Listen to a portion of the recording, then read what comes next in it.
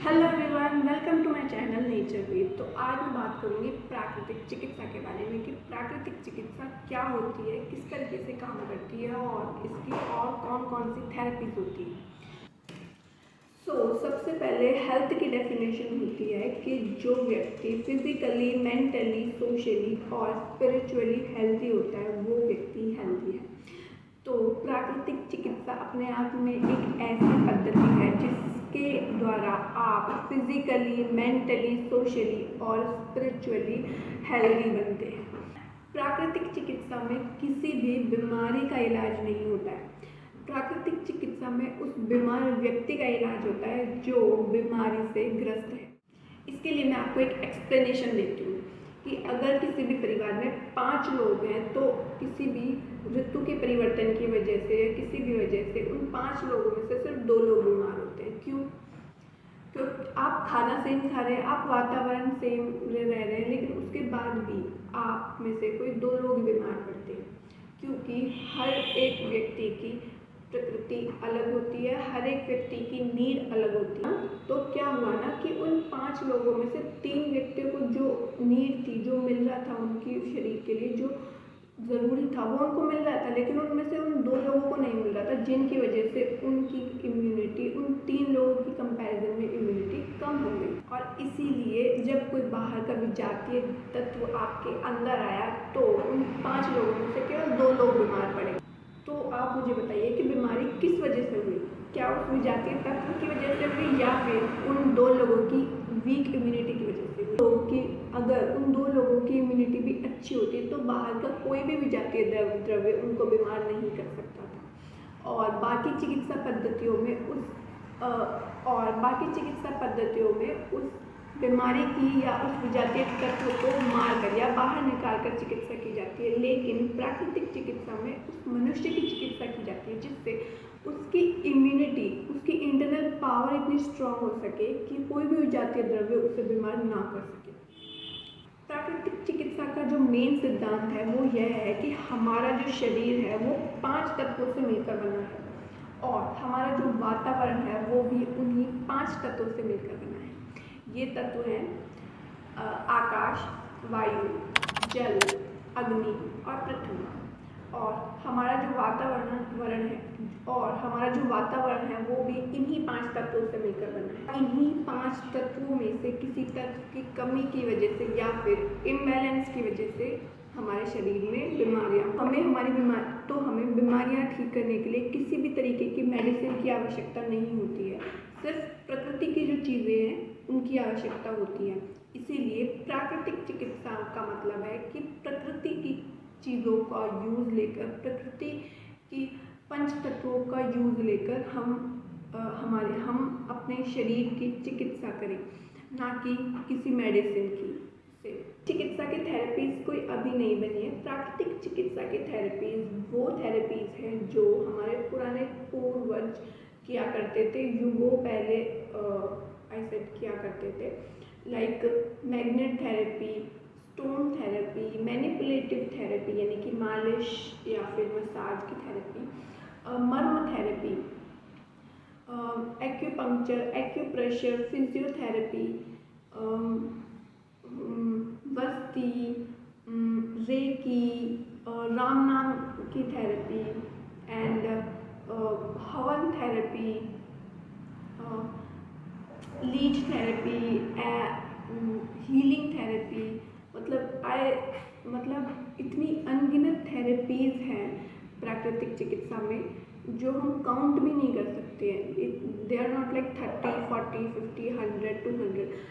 I would say अनगिनत therapies हैं हमारी प्राकृतिक चिकित्सा में, हमारे पूर्वजों के पास जो किया करते। गांधी जी के बारे में हम सभी जानते हैं। गांधी जी स्वयं में प्राकृतिक चिकित्सक थे। उन्होंने प्राकृतिक चिकित्सा से स्वयं का और दूसरों का भी इलाज किया था। नाम चर्चा में बहुत कम आता है, लेकिन दिनशो मेहता जी गांधी जी के पर्सनल फिजिशियन थे और वो नेचुरोपैथी को समर्पित थे। पूरी तरह अपना जीवन की हर चीज में नेचुरोपैथी सबसे पहले रहती थी। और उसका प्रभाव गांधी जी के जीवन पर भी था। और गांधी जी कहते थे कि प्राकृतिक चिकित्सा, नेचुरोपैथी, प्राकृतिक चिकित्सा जीवन जीने का तरीका है। प्राकृतिक चिकित्सा के कुछ मेन थेरेपीज के बारे में अगर मैं बात करूं तो प्राकृतिक चिकित्सा पांच तत्वों के आधार पर होती है। तो सबसे पहला है आकाश तत्व। आकाश का मतलब होता है खाली स्थान, ठीक है, यानी कि जहाँ पर स्पेस हो।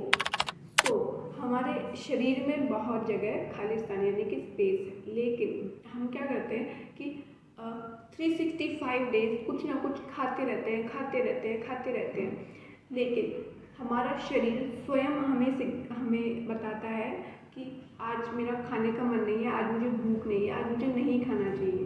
या फिर कभी हम बीमार पड़ते हैं तो हमें भूख नहीं लगती है, मन नहीं करता है कुछ खाएं, लेकिन हम क्या करते हैं, कुछ खा लेना चाहिए, नहीं तो चलेंगे कैसे, एनर्जी कैसे मिलेगी, और ज़्यादा बीमार हो जाएंगे, ये सब सोचकर और खाते रहते हैं। लेकिन उस वक्त हमें आकाश तत्व की ज़रूरत होती है, यानी कि खाली स्थान, यानी कि ब्रेक देने की, उपवास की ज़रूरत होती है।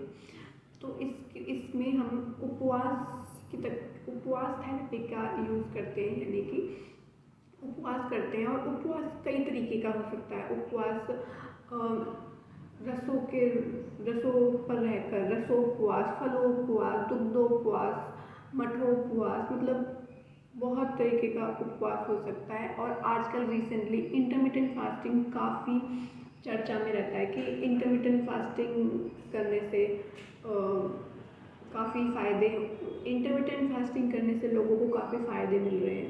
वायु की आवश्यकता हमें हमेशा रहती है। हमें हमेशा वायु चाहिए।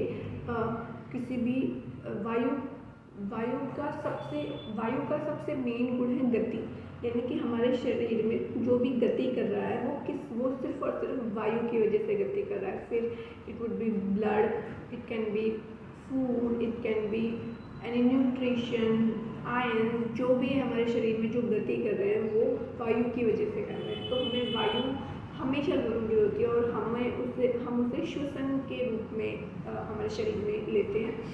और पृथ्वी चिकित्सा तो इट्स लाइक एवरीथिंग, लाइक जो हम भोजन कर रहे हैं वो भी पृथ्वी से ही लिया जा रहा है। जो उसी को देखते हुए डाइटिंग थेरेपी दी जाती है, यानी कि आपको डाइटिंग का मतलब ये नहीं होता है कि आप डाइट कर रहे हैं, खाना कम खा रहे हैं, इट्स नॉट लाइक दैट।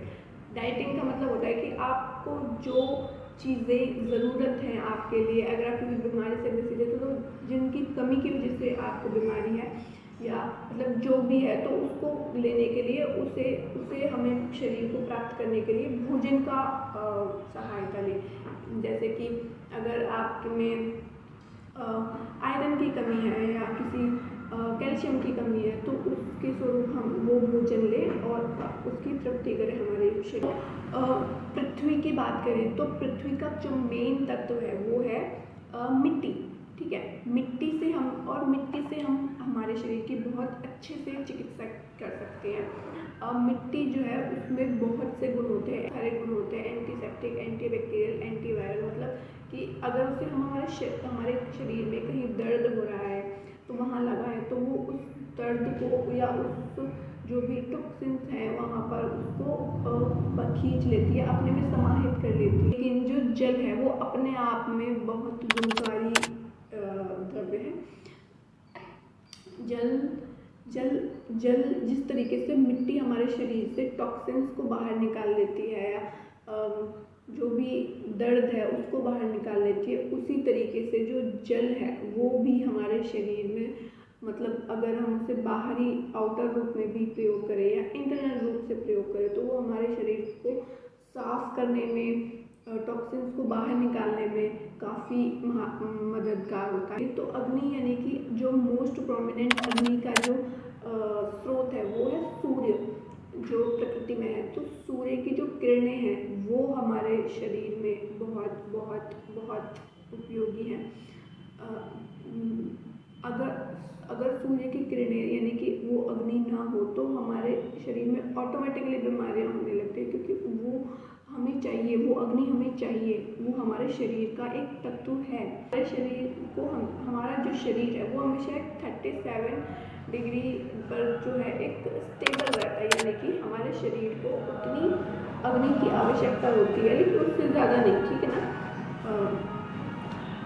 वो एक एग्जांपल है कि एक जो तापमान है वो मेंटेन रखना है हमारे शरीर में, हमारे शरीर के जो भी ऑर्गन्स है या जो भी हॉर्मोन्स है उनको सही तरीके से काम करने के लिए। जो सूर्य की किरणें हैं उनसे कई तरीके की चिकित्साएं की जाती हैं। सूर्य का जल, सूर्य की किरणों का अलग अलग रंग का जल बनाया जाता है, तेल बनाया जाता है।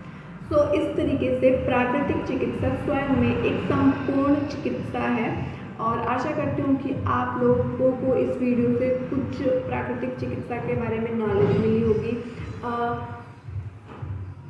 Thank you so much. If you like this video, please like, share and subscribe to my channel. Bye.